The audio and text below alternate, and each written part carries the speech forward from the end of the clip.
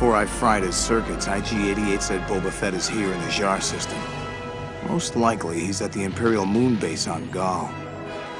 Now that we're on the Empire's hit list, the only way in there without being blasted out of the sky is to hide the ship in Smuggler's Gorge. Then I'll have to sneak in the hard way. So far, so good, Lebo. It looks like I go in on foot from here.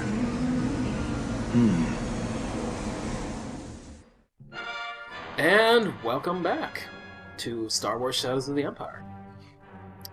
This is stage 6. I cannot remember the name of it. It's been a little while since we actually played through this one. For a very good reason. It's a very, very long level. Here you can find the first challenge point on top of Dash Rendar's ship, the Outrider, which we totally did not have to look up the name for. Totally. This is actually a very big, sprawling level that gives you plenty of room to actually kind of walk and mess around with. You actually get to explore, unlike an Echo base where it was just... Yeah, it's nice to see an actual wide open section for the base. It wasn't like point A to point B, or like the literal rail shooter of the previous level, which I hate so much. I do like how the textures on the walls are basically just the snow ones, but tinted brown. I'm pretty sure there's only like 10 textures in the entire game. It's cartridge based, we'll give them a pass. True, it was an early N64 game, so...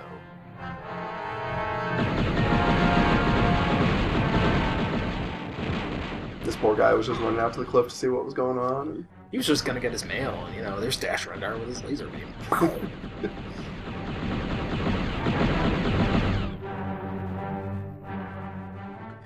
In addition to being a big, sprawling open level, there's a lot of fog.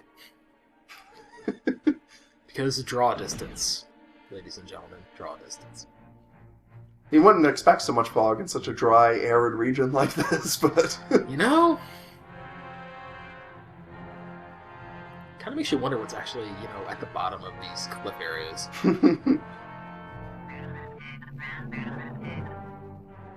I don't remember what the hell I was doing there.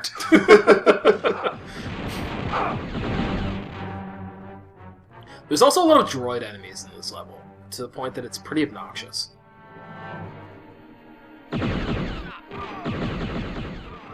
And since we're playing on hard, you have to snipe these guys from a bazillion miles away. Yeah. I remember left this in because you circled back to get some health, and it was in such a ridiculous spot I had to leave it in. Yeah, there was a very good reason. Because we were apparently, in the previous frame, standing right over it, and I never realized it. It's a sneaky little place to put it, and here you actually really do kind of need to change the camera angle just to be sure you don't fall to your death.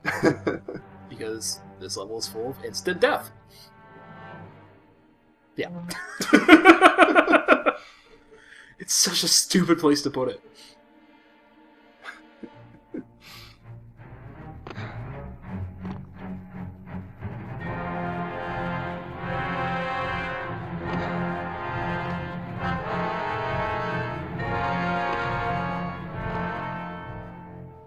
This level is such a chore. And definitely one of the longer ones. Like all said and done, it's about a half an hour to play through both of the stages. Yeah, and that's assuming you know what you're doing. Right. I mean, on normal mode, you can actually get through it in about, I want to say, 20 minutes. Because of the 2 boss fights. Don't take nearly as long, but it's still... Because, of course, we can't forget the AT-ST fight there. I try not to. I try not to remember it at all. Because it was so much fun the first time, they felt the need to throw in a second one. Oh, yeah. We'll get to that when we get to it.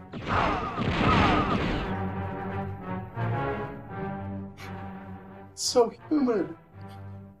Oh, man, Dash must be sweating right now.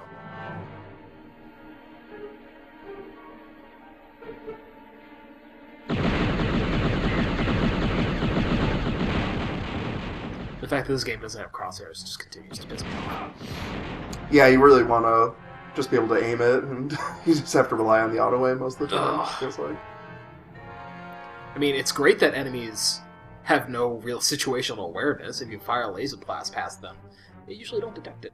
Yeah, that's where I get ambushed. Normally this guy doesn't fire on you. He's usually like halfway through the tunnel there. But now it eventually causes me to die.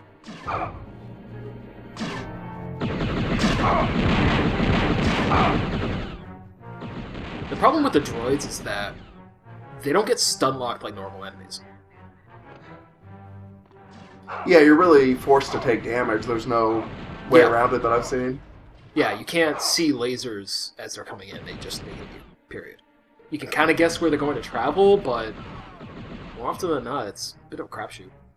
But like you said, with the Sunlock, at least with soldiers, even though they could theoretically fire at you, as long as you get the jump on them, you can lock them down most of the time. Yeah, they usually only take like 3 hits, too. These take like, I don't know, 5, 6? Which, depending on the situation, could be a freaking eternity.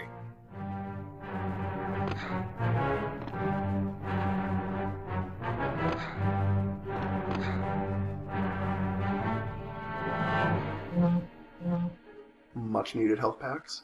Yeah. You need to pick up every single health pack in this level. Every single one.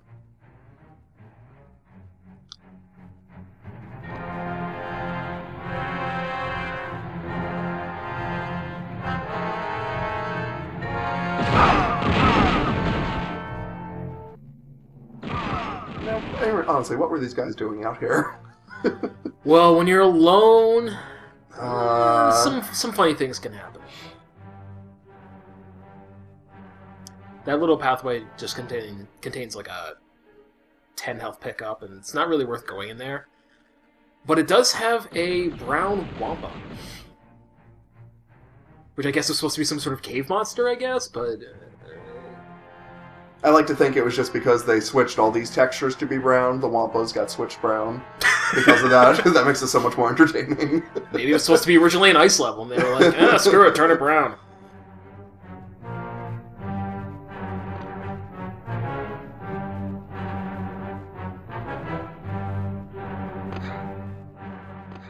One of the easier challenge points. Yeah, the jump's a little hairy, though.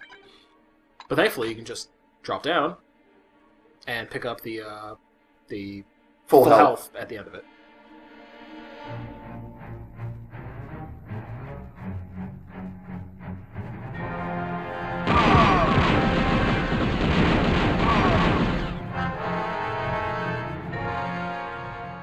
Maybe these guys were wearing green and wore like brown. Maybe camouflage, that'd be a smart idea. Yeah, between this and the humidity, it's like it really wanted to be a jungle level, but... Maybe they got Turok Dinosaur Hunter right now.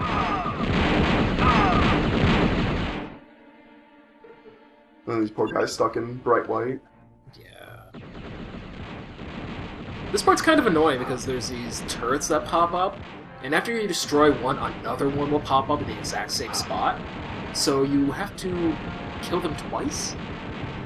And it's the only part in the game that I think actually has it, as far as I can remember. So it's very weird that they introduced these enemies in this room alone, and that's it.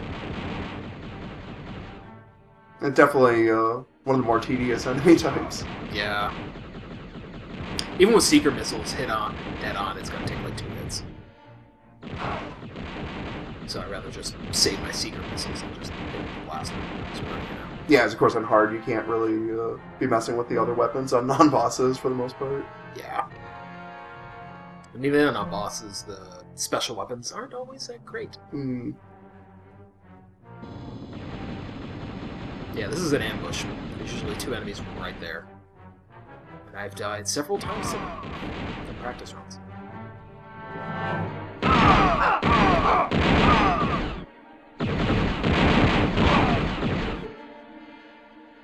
Speaking of bad textures, what is up with this area? Like, what is this supposed to serve? Yeah, it doesn't even look like metal, really, on some of those wall textures. Yeah, here's another enemy, even trash cans. Do those show up in any future levels? I can't recall. Possibly. I guess we'll all find out, won't we?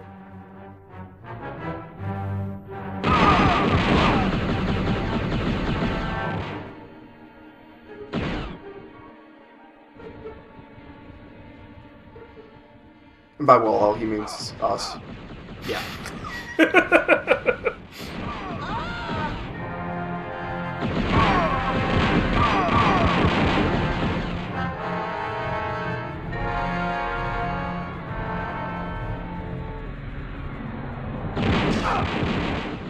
Well, what do you hate against recycling? Why do you gotta be killing these trash cans? They shot first.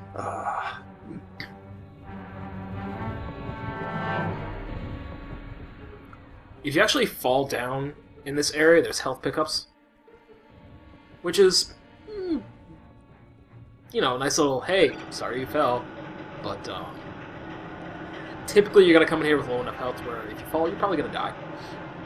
And because of the amount of damage you do take, there's no point in even going down to collect them. Yeah, there's an elevator off around the corner, but it doesn't go down, it only goes up, so you can't even, abuse that and go pick up more health. Yet another example of video game logic. Or lack thereof. Yeah.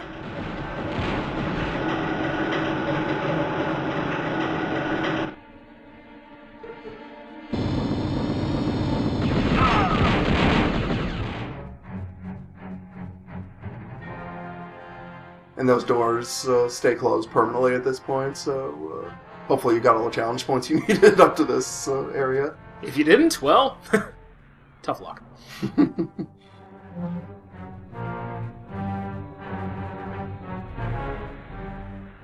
Although there's a very good reason they probably don't want to go back. Which, we'll see. I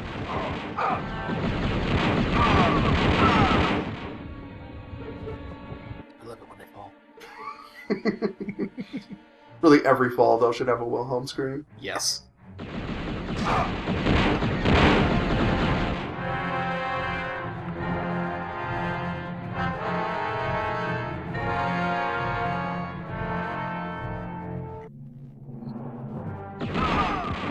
There's two ways to get that challenge point up there. You can either come back in a few minutes with a certain piece of equipment, or jump. If you jump and you manage to land on the walkway we just went across, you'll take damage, but you'll get it. But there's an easier and less life-threatening way to do it. Yeah, as long as you don't mind, 30 seconds of backtracking or whatnot. Yeah. Which, given how easily you can die from, everything, waiting is usually a good idea. Yeah, especially on this mode, you want to conserve every hit point. Yeah. Also, this place is kind of annoying because, you can get turned around. Especially if you're me and have no sense of direction. Because it's almost like every texture looks the same. Yeah. It's like I'm playing Halo again.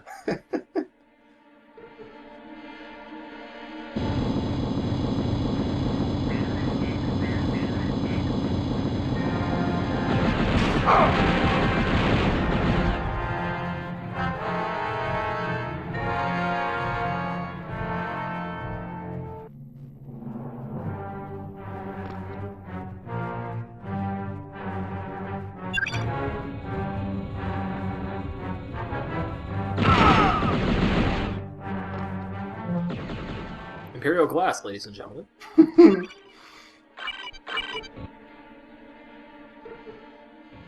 This is where the level gets fun. The jetpack. It has nice little touches to it, like when you actually turn it on, you bomb lightly across the ground and don't actually touch it.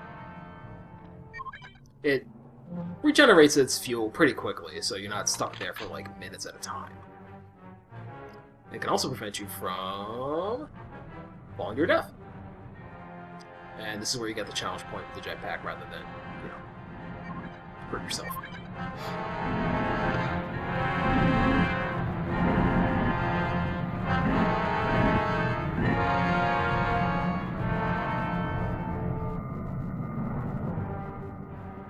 I guess that's why he normally leaves that jetpack up there, so that he can make his way over. Apparently there's no other way to get to this docking bay. Obviously. It just doesn't seem very efficient. Especially, they station droids out here, so obviously they're expecting people to be taking this route. Yeah. This is possibly one of the trickiest challenge points to get, because if you just go up there, full fuel blasting, you won't have enough fuel to safely get down, and will probably die. Now, if you have enough lives, whatever. But... yeah, they don't leave you too much margin of error there. No, not at all. 6%. There's actually little power-ups that are floating around below this area, including a droid, as I discovered, but there's no point in going there, and the droid never triggers to actually like rise up and fight and fire on you. It's a little weird.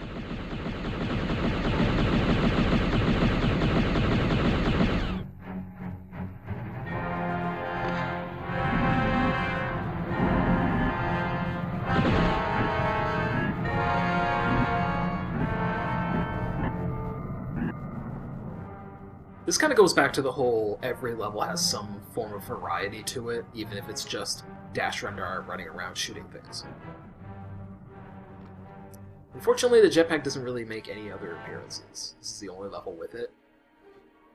But there is a debug mode that can add it to every level where you're walking around, which is, quite frankly, hilarious. Because you get to go to areas you were never supposed to go to.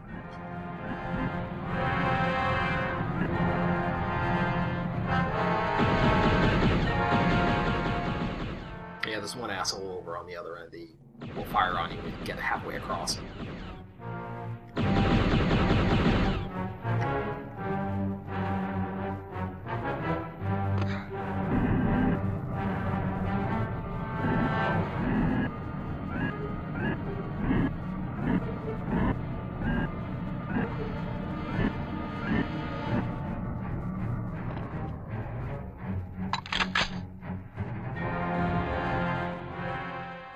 That's the end of stage 1.